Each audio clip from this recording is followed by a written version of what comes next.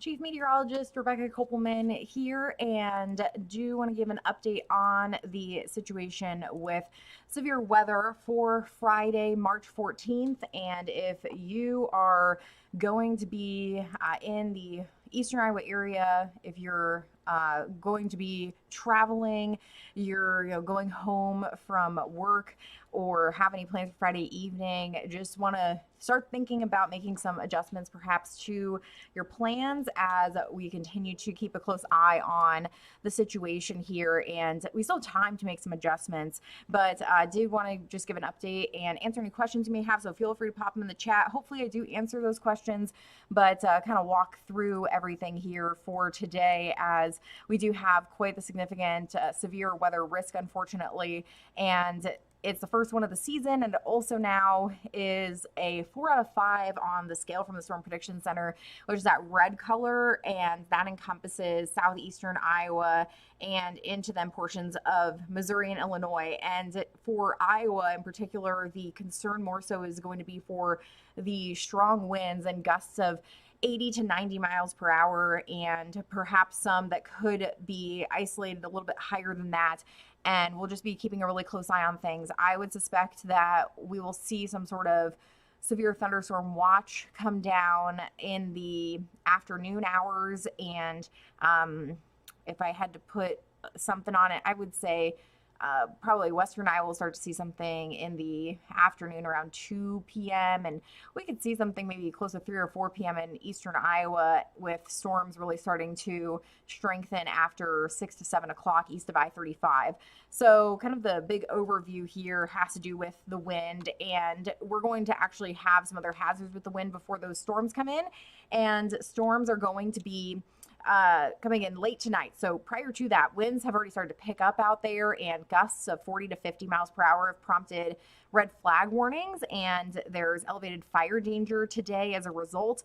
High temperatures will be boosted to nearly 80 degrees ahead of this system and likely break some records. And then the issue of the storms come into the picture, and it's going to be a fast moving line of storms with those wind gusts of 90 miles per hour and possibly some embedded tornadoes as well. So I'm going to kind of walk through everything, but with that time frame in mind, 7 to 11 p.m. I know it's Friday. People maybe have plans. Maybe you have work.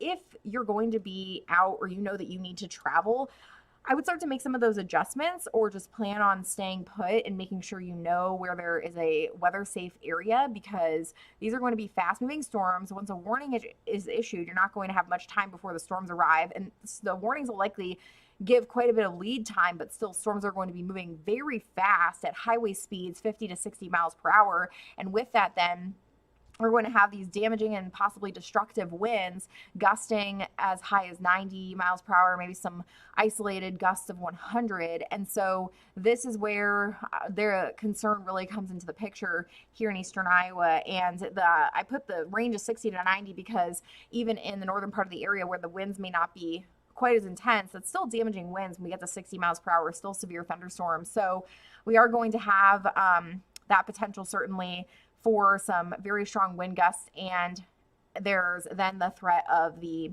embedded tornadoes within that line of storms.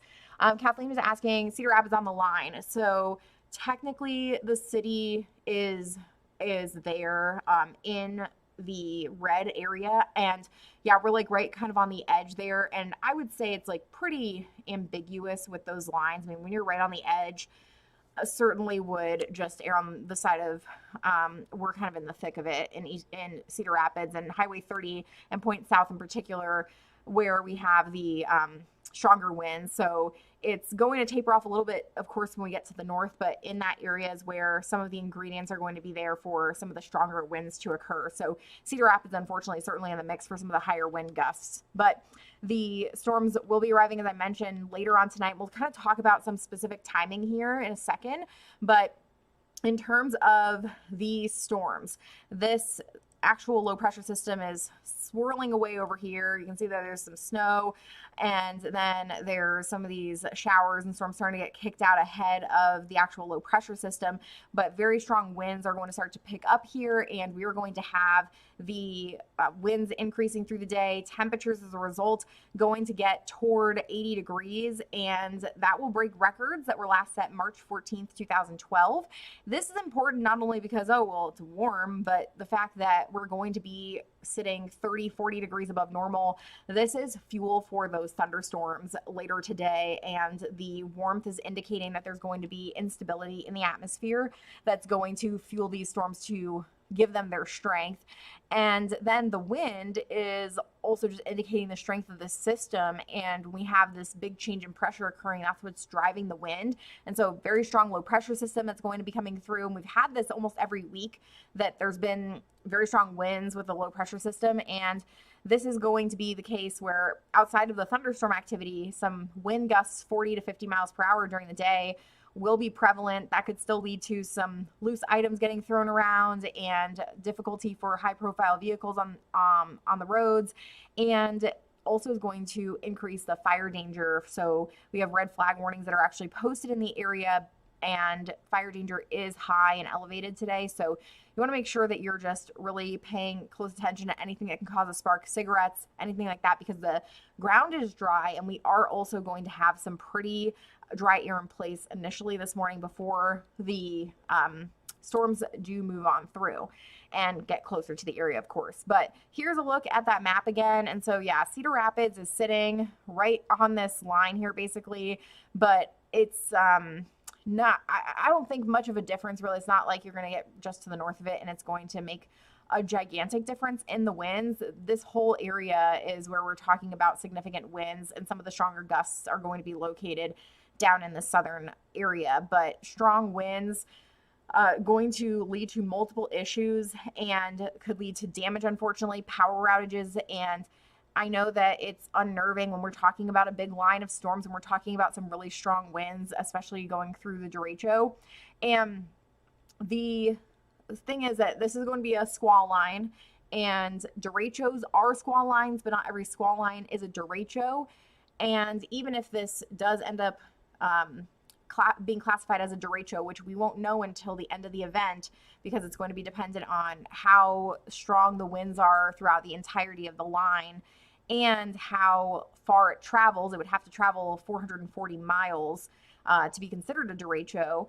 Then it would, it still does not matter, because it's each derecho is different, and the 2020 derecho was the tops. I know that's top of mind for everybody, but at the same time, that was the worst derecho on record in terms of winds, and produced winds of 150 miles per hour nearly. And while we are talking about some isolated wind gusts of 100 miles per hour possible with this system, and 80 to 90, the other part of this is that what was so atypical about the 2020 derecho was that it lasted for almost an hour, and that's likely where a lot of the damage also came from, such extensive damage. And there is there's not indication that anything like that would happen, and 15 to 20 minutes is the time that we will likely spend with some of the stronger winds with this, and we'll move on. But unfortunately, we'll still do damage during that process. And so we have to treat every severe weather situation kind of equally in just our preparation, and especially when we're talking about a 4 out of 5 on the scale here, that's certainly indicating some significant severe weather. So the highest threat is going to be the wind. There is a hail risk, but I do think that it's going to be with more individual storms, and that just doesn't seem to be so much of the case for a lot of us here in eastern Iowa. But a few storms that pop out, if any, pop out ahead of the main line, potentially we could be dealing with some hail, and then that tornado threat. However, I don't think there's going to be much of a difference in terms of the damage from that, but the tornadoes could be embedded in the line, producing those very strong winds. So it's just kind of adding a little insult to injury if there's any of those little spin ups that happen.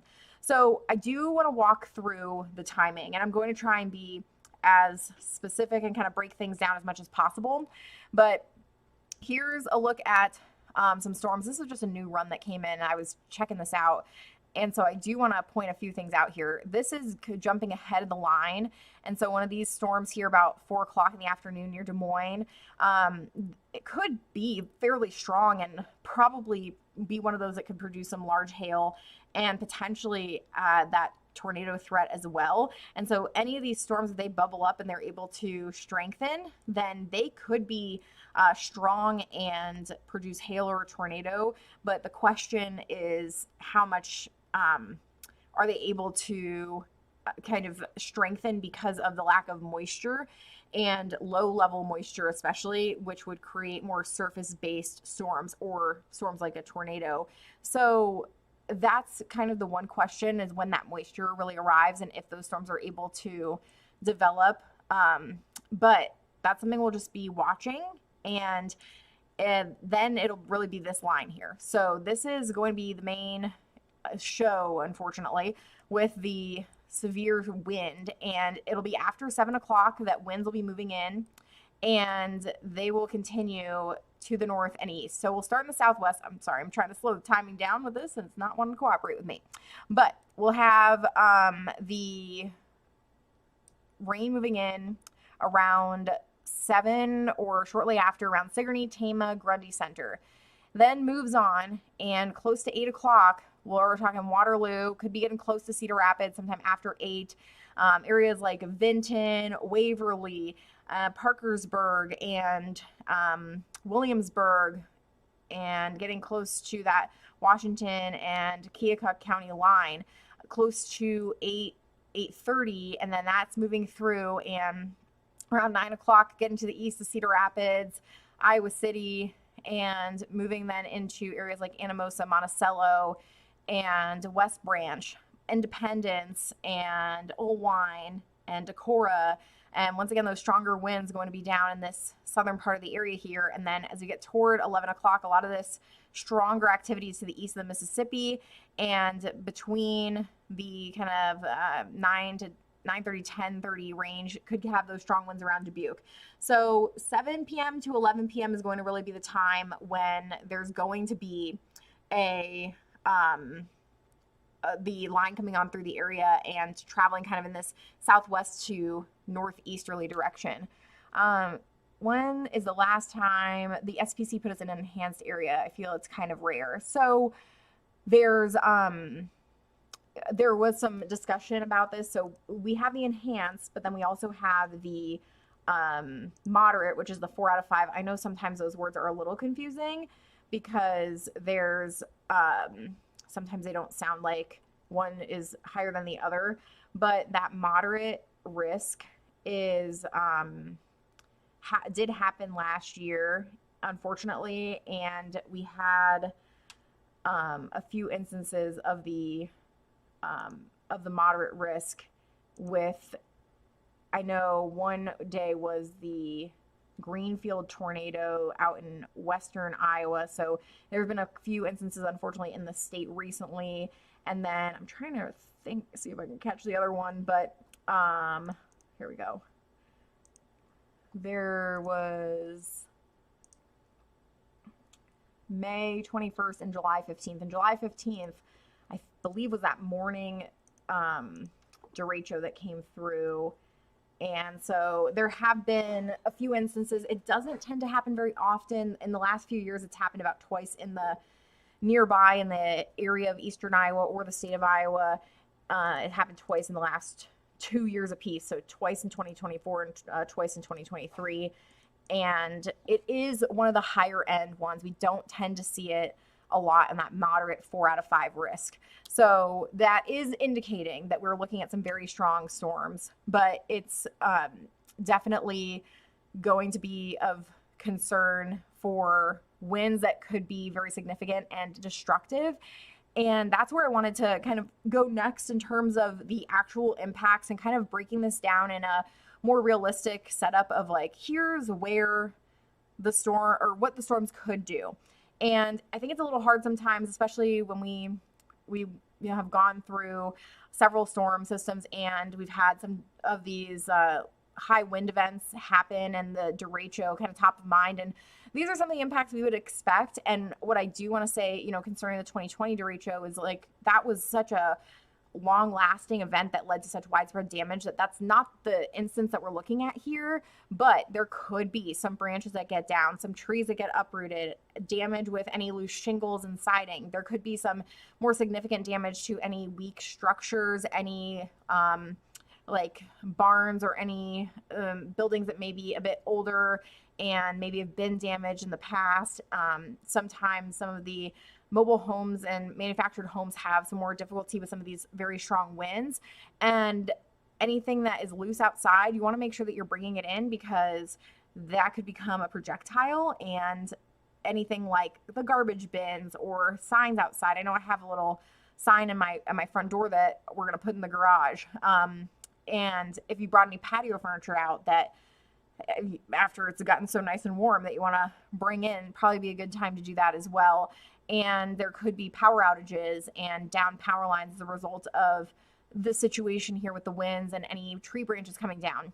Low visibility, also an issue with the heavy rain and the wind out on the roads, and also the concern for there being just some difficulty traveling with how strong the winds are going to be, that there could be high profile vehicles having trouble and possibly getting blown if there's those really strong wind gusts that pick up. So I do really want to encourage you, if you do not have to be out during that time frame of 7 to 11 p.m. and I obviously you can break that down based on where you are, but if you don't have to be out on the roads, it will be for the best to hang inside, wait for that storm to pass, and then you can go out on the roads. But be prepared that there could be some debris, there could possibly be power outages, and I would encourage you, if the power goes out, to just wait and give the crews a chance to get things cleaned up. So we're going to continue to really fine tune this forecast and, of course, provide you updates on things.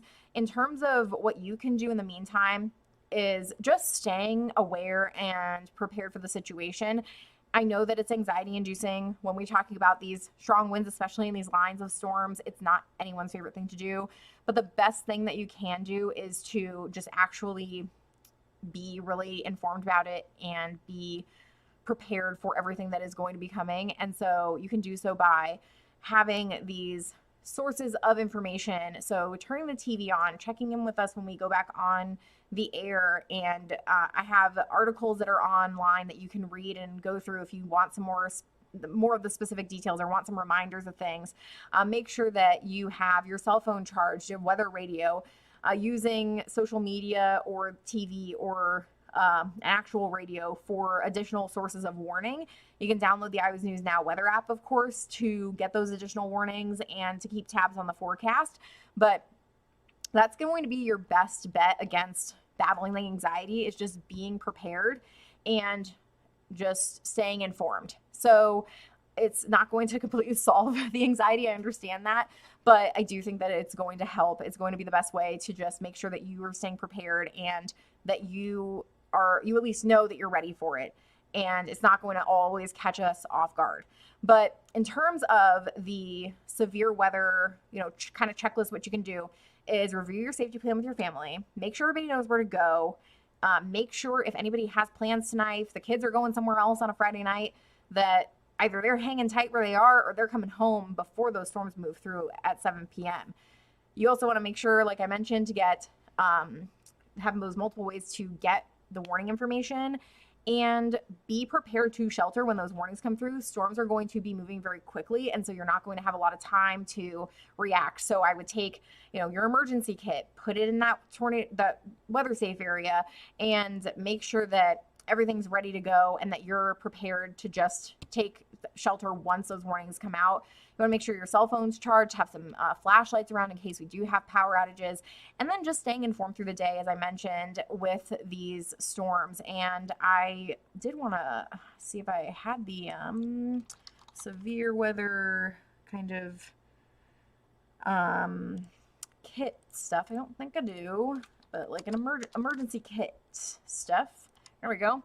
But if you need some examples of what to have in a severe weather safety kit, an air horn can help if there is a lot of damage and you needed to reach somebody, then obviously that would be one way. So that's why that's on there. But first aid kit, having your cell phone, helmet, water, flashlight, batteries, boots or extra shoes. If you know that everyone's walking around the house barefoot and you want to just have everybody stick a pair of shoes downstairs just in case there is any debris that's in the house or anything happens.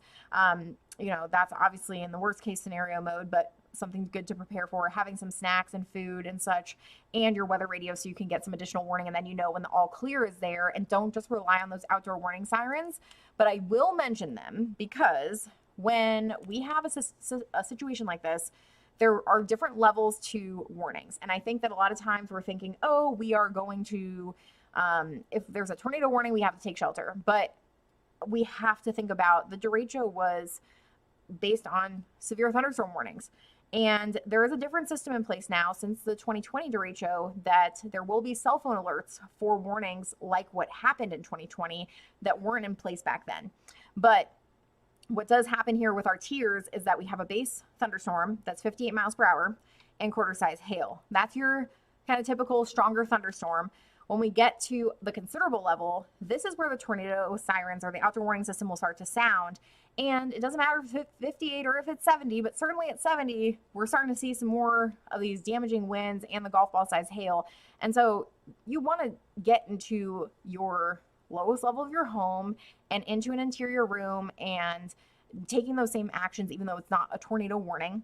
Then when we get to that destructive level, which unfortunately I do foresee us seeing some of these warnings at 80 miles per hour or higher, then that is when the cell phone alerts go off, and that triggers the WIA, the wireless emergency alert system. So that would go off on the radio, would go off on the TV, and would go off on cell phones. So that is where we're getting to the point of some very destructive winds, and that is, same situation as a tornado that we want to shelter for. So just want to make sure that everyone's aware of that, and you will notice that destructive, if that destructive tag happens, the 80 miles per hour, that'll go to your phone. We did have an instance of that.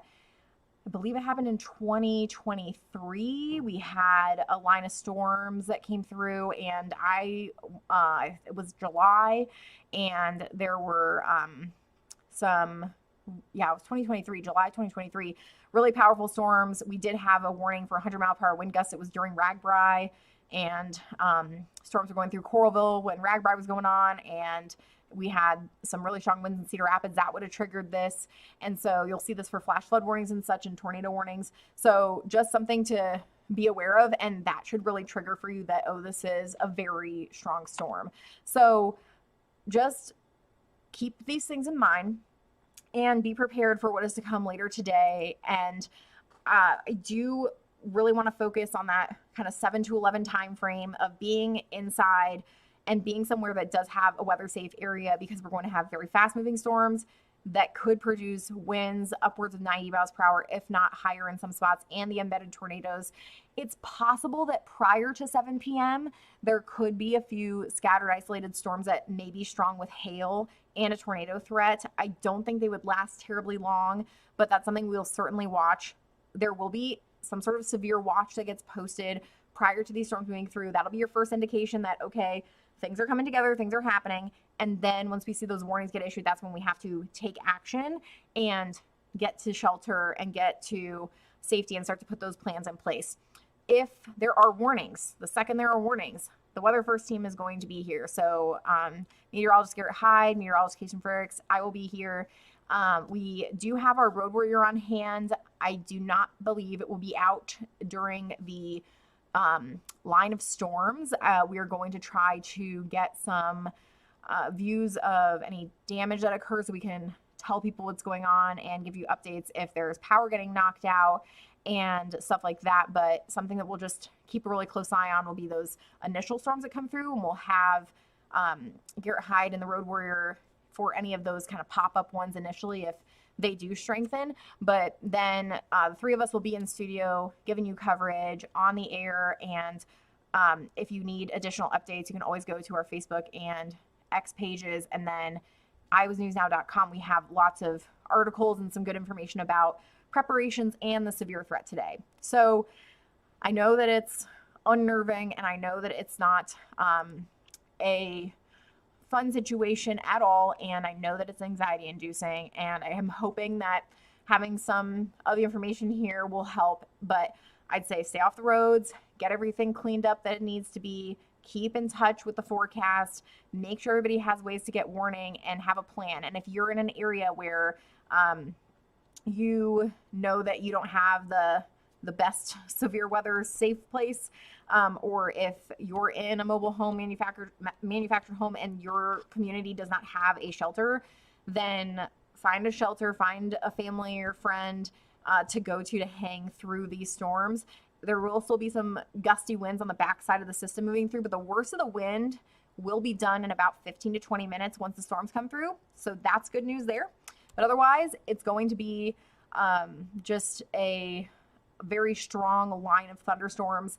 And especially in this area, really, I would just talk the orange and the red area. We're looking at 70 to 90 plus mile per hour winds that could cause some damage, unfortunately, and lead to power outages. So just be prepared.